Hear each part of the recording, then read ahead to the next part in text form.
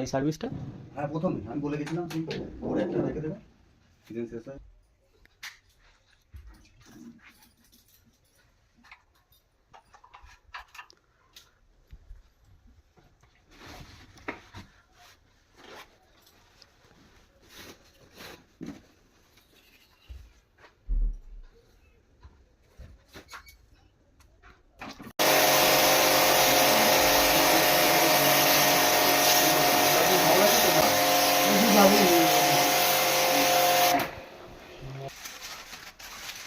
যখন খুলেছিলাম তখন দেখেছি প্রচুর নোংরা ছিল।